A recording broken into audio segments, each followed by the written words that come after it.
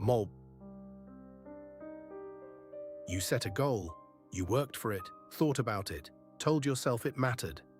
And then, somewhere along the way, the goal stopped being something you were moving toward and started being something that was dragging you. The promotion became a source of dread every Sunday night. The business you were building began to feel like a verdict on your worth as a person. The target you chased is now chasing you. That shift, from wanting something to being owned by it, is one of the quietest and most consequential changes a person can experience. And the Stoics, to their credit, saw it coming about 2,000 years before you sat down to watch this. The question this episode is asking is simple and genuinely hard. How do you want things without being controlled by them?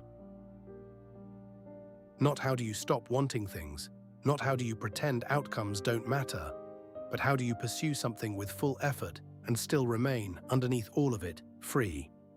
Marcus Aurelius is the philosopher we are going to follow into this question. His personal writings, which have come down to us under the title Meditations, the ancient Greek phrase means something closer to things unto himself, were not composed for an audience. They were private notes, reminders he wrote to himself while governing an empire. Marcus ruled Rome from 161 to 180 AD, and the pressure he carried was not metaphorical. Military campaigns, plagues, political betrayal, the deaths of children.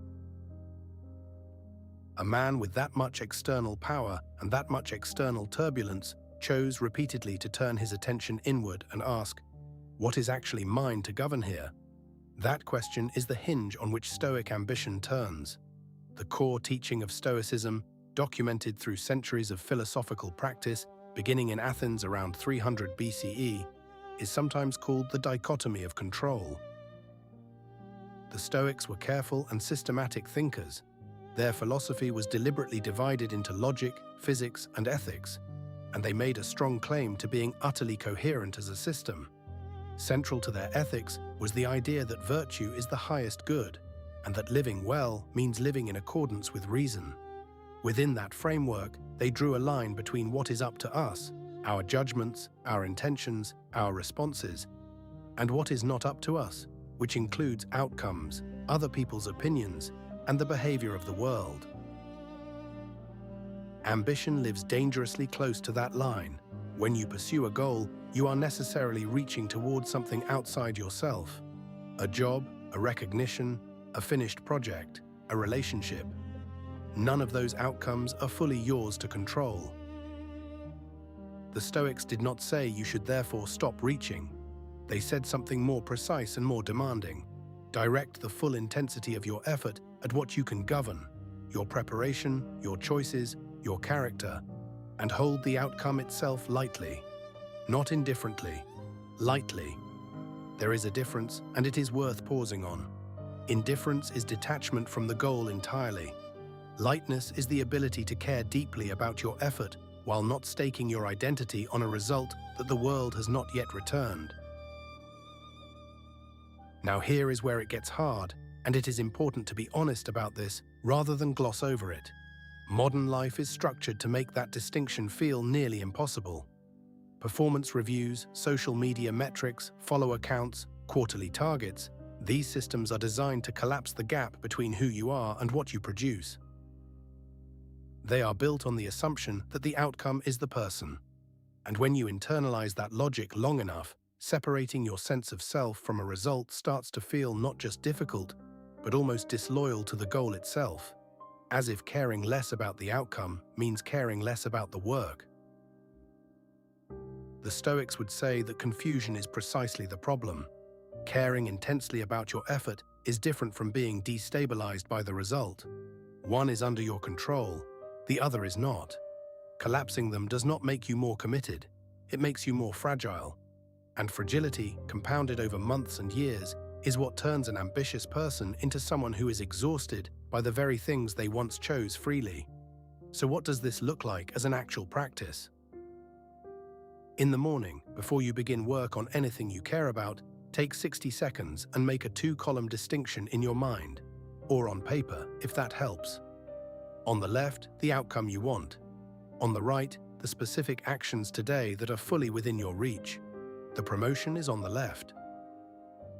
Preparing carefully for the presentation, asking a good question in the meeting, following through on the commitment you made last week. Those are on the right. Spend the day on the right column. Let the left column be what it is. This is not lowering your ambition. It is redirecting your energy toward the ground that is actually solid beneath you. In the moment, when the anxiety spikes, when you refresh the page to see if the response came, when you feel your chest tighten before the verdict lands, use the Stoic Diagnostic as a pause. Is what I am reacting to something I can still act on, or am I reacting to an outcome that has already moved beyond my reach? If there is still action available, take it.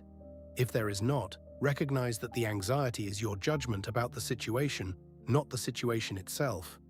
That distinction does not remove the discomfort, but it repositions it. You are no longer helpless.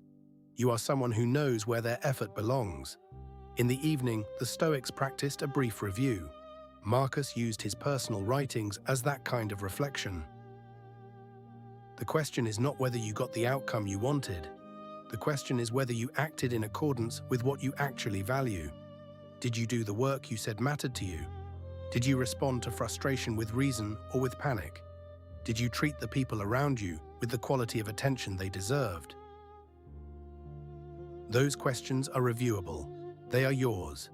They do not depend on whether the deal closed or the pitch landed.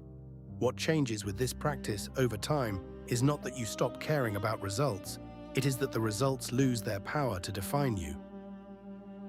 You begin to notice that the days you spent entirely on process, on the right column, tend to be days you can actually evaluate with something like clarity.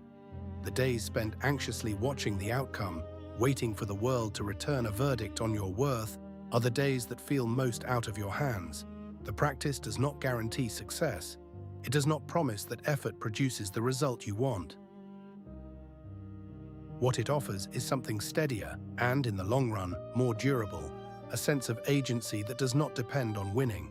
Zoom out for a moment and you can see why this teaching has lasted as long as it has. The Stoics understood that human beings are rational creatures living inside systems they do not fully control. Natural, social, political systems that operate according to their own logic. The response to that condition is not resignation, and it is not denial. It is the precise allocation of your energy, full force on what reason and virtue can reach, equanimity toward everything else. Marcus Aurelius, governing the most powerful empire of his age and writing private notes to himself about staying grounded, was practicing exactly that allocation. Not because he did not care about outcomes, because he understood that caring about outcomes you cannot govern is a form of self-abandonment.